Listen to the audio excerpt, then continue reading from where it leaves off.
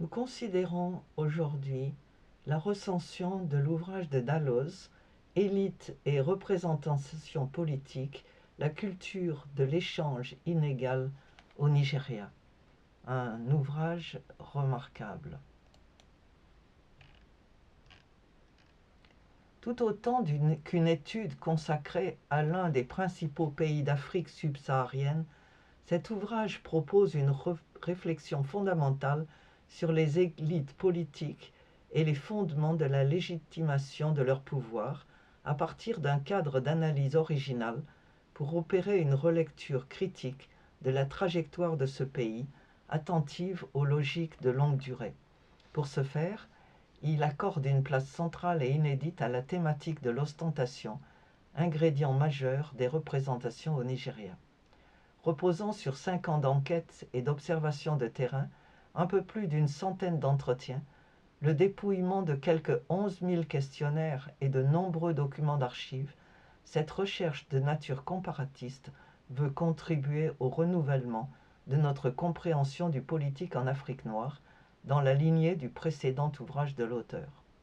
Truffé d'illustrations concrètes tirées de l'expérience personnelle de l'auteur et témoignant de son intérêt pour le pays, l'ouvrage est par ailleurs fortement charpenté et sa division en 3 parties, représentation mentale, représentation des intérêts et élite en représentation, suivi d'un post-scriptum méthodologique, facilite grandement la lecture. Dès l'introduction, l'auteur justifie son choix du Nigeria, soulignant que ce dernier, au-delà des clichés, possède à la fois d'unique, quelque chose d'unique et de représentatif de l'Afrique subsaharienne. Reconnaissant la valeur relative des diverses théories et l'importance qualitative des travaux sur ce pays, il leur oppose son désir de, comme il le dit, promouvoir une réaction empirique, une démarche inductive sans œillères, et il plaide pour une grille d'analyse novatrice en termes de représentation politique.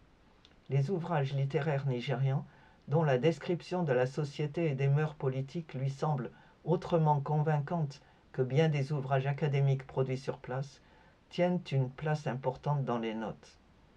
Les notes abondantes permettent de plus à l'auteur d'inclure détails, anecdotes et remarques éclairantes tirées de son expérience ou glanées dans tel ou tel ouvrage. Il définit la représentation, note l'interdépendance des 3 acceptions du terme et affirme que sa recherche se situe en marge des approches élitaires classiques pour mettre l'accent sur l'observation des élites en représentation et des signes extérieurs de puissance, de richesse et de distinction. Il considère tour à tour les différentes approches théoriques avant de souligner l'importance de ce qu'il appelle la théâtralisation légitimatrice et le fait qu'elle concerne aussi bien les ténors que les figurants, les interprètes et les simples spectateurs. L'un des objectifs majeurs du livre est de considérer l'hypothèse de la continuité, et il encouragera la recherche sur la période précoloniale et la production de travaux synthétiques dépassant les monographies cloisonnées pour offrir la même approche comparative que celle aujourd'hui adoptée pour les régimes politiques contemporains. La deuxième partie est beaucoup plus courte que les 2 autres, bien qu'elle comporte elle aussi 2 chapitres. L'un des buts recherchés ici est de mettre l'accent sur les pratiques de redistribution ciblée et la prise en charge des intérêts communautaires par les représentants. L'auteur analyse des modalités pratiques de la représentation liées à la question de la légitimation du pouvoir, présente l'histoire du pays depuis l'indépendance comme répétitive et les dirigeants désireux d'accès au sommet comme écartelés entre leur volonté de transcender les innombrables identités infranationales et leur incapacité à s'en détacher véritablement.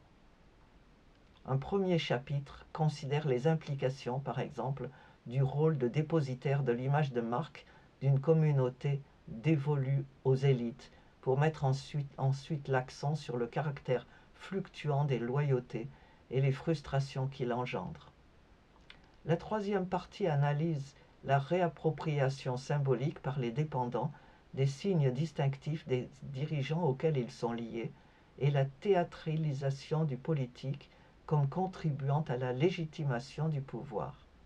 Un premier chapitre se penche sur les représentations et s'attache à démontrer empiriquement comment s'exprime l'ostentation, le chapitre suivant interprétant ces pratiques dans le prolongement de l'analyse de l'ouvrage. C'est là que l'expérience de terrain de Dalloz prend toute sa valeur. Il nous donne à voir l'étalage des biens de prestige, véhicules, logements, parures, comme stratégie de présentation de soi et d'annonce du rang social. Marques de voitures, chauffeurs, murs d'enceinte, utilisation de l'espace, mobilier, décoration intérieure, garde-robe, parures et accessoires, compagnes sémaphores, exhibées comme porteuses de distinction par procuration, nous sont minutieusement décrits. Leur utilisation ostentatoire est habilement démontrée, soulignant l'importance de l'apparat et du formalisme.